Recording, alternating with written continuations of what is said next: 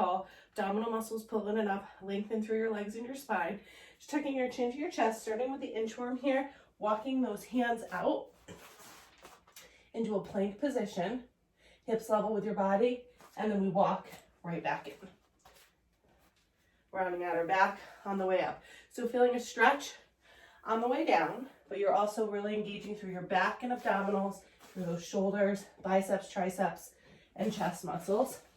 As you walk forward and back, make sure that your hips aren't wiggling from left to right, keeping those abdominal muscles engaged. Ben's in the tent over there behind me. No, I'm not. I'm just recording. Okay, there's a recording in the tent behind me. So we're a little more than halfway done here. We'll do a few more and then we'll hold down on the ground in the plank position. We've got 2 more. So make sure you're doing the video, not just watching me. So you want to actually be doing it.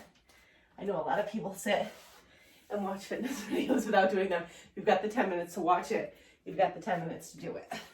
All right, now let's hold down in the plank, staying on your toes, or you can drop to your knees. 60-second hold here. Pull those shoulder blades back and down. Our chin is away from our chest. You can lengthen one leg if you're not comfortable having them both lengthen. Bless you, recording. Or you can lengthen both legs.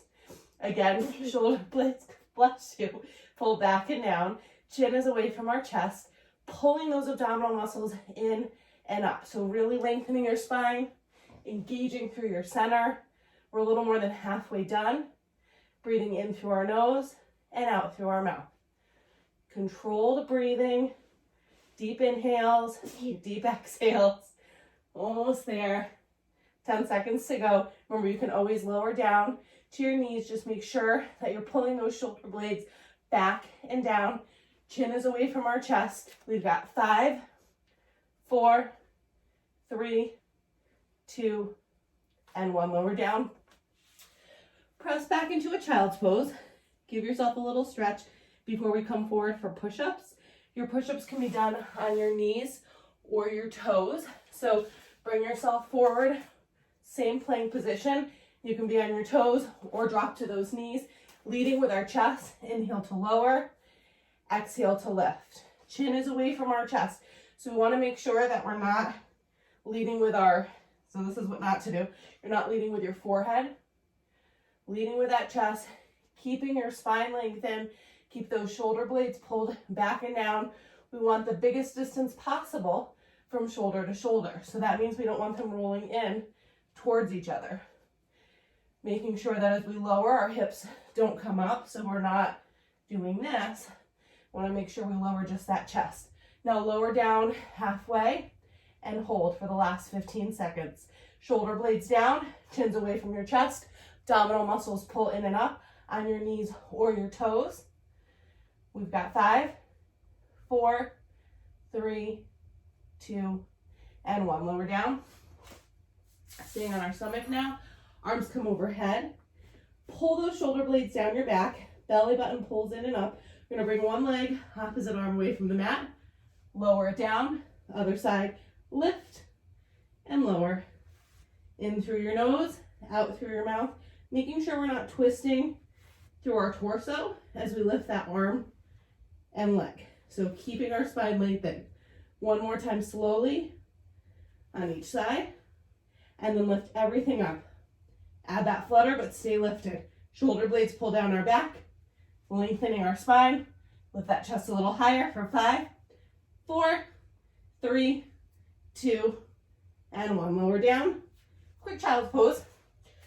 Push those hips back, relaxing through your neck, and then pull forward onto our hands and our knees. Now engaging through our glutes and hamstrings. So we'll bring one leg straight behind us. Just gonna lift and lower that leg. You can be on your palms, or if it's more comfortable, you can be on your knuckles here, pulling those shoulder blades back and down, opening through your chest, looking where your hands are. So if you can see your knees, lift that chin up a little bit. 2 more like this. And then lift, keep that leg lifted, bend, and extend. Bend at the knee, extend it out. Belly button to spine. shoulder blades back and down. Making sure we're not arching our back. So we're lengthen from the crown of our head all the way down to our tailbone. You're gonna do 1.5 minutes on each leg. So we're a little bit more than halfway down on this side. 2 more like this. And then bend, add a little pulse. As you lift that leg, we're not changing the curve of our spine. So you're keeping that spine lengthened, hinge just at the hip joint. Pull those shoulder blades back and down. Got about 20 seconds left on this side. So you should be feeling the top back of your leg working. Again, these are the muscles that we use to climb up a hill when we're running or hiking. 5, 4, 3, 2, and 1. Lower down. Push your weight over to the side. And now we do the same thing on the other side. So lift and lower that leg. Shoulder blades back and down, pulling in and up through our center, lengthening our leg without changing anything with our spine. Open through that chest. Shoulder blades pull back and down. 2 more like this. And then lift and hold. It's just a bend and extend. Bend and extend. Squeezing through your glutes and your hamstrings. Feeling that length in your leg every time you extend out. Again, open through our chest. Engage through your center so we're not arching our back in either direction. 2 more. And then keep that 90-degree angle. Little lifts up and down. So really feeling your glutes and hamstrings, the top back part of your leg doing the work. Still focus on that breath. In through our nose and out through our mouth. 5, 4, 3, 2, and 1. Lower down. Push your weight back into a child's pose, and you can let your hips wiggle from left to right. And then we'll make our way to standing. So as you bring yourself to a standing position, first move here is a balancing move. So back and abdominals are working, glutes and hamstrings are working. You pick which leg you're starting with. Balance on that leg, hinge yourself forward, lengthening our spine, lengthening that leg. Your arms can either be by your side or overhead, and we're just gonna hold, pulling those shoulder blades down your back. If you'd like to, you can add a little pulse with the lifted leg. Again, back and abdominals are working quite a bit to keep that length through your spine, pulling everything in and up, shoulder blades back and down. That little pulse with the lifted leg is optional. You can also adjust your range of motion so you don't have to be quite as lowered down. So just pick what works for you. We've got 5, 4, 3, 2, and slowly lift up. So that was glutes and hamstrings as well. Other side now. Hinge forward. Arms can be by your side or overhead.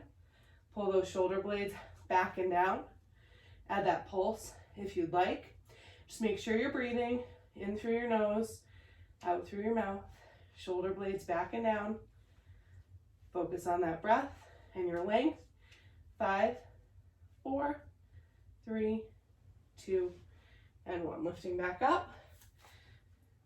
Little circles loosen up through your upper body a little bit. We've got calf raises now. Toes out, heels in. We're just gonna lift and lower. Sorry, my head is not fully in this frame, but that's okay. So calves are huge for running. Not huge calves, but calves are an important muscle group for running. If you need a little more stability, you can widen your feet a little bit. 3, 2, and then lift and hold. Again, shoulder blades back and down, abdominal muscles in and up, and just make sure you are breathing. Lift a little higher, and then lower it down. Now our feet come parallel. Same thing here, lift and lower. Lift it up, control it down. In through our nose, out through our mouth. 5, 4, 3, 2, last one, lift and hold. Find that balance point. Deep inhale and then exhale to lower. Thank you.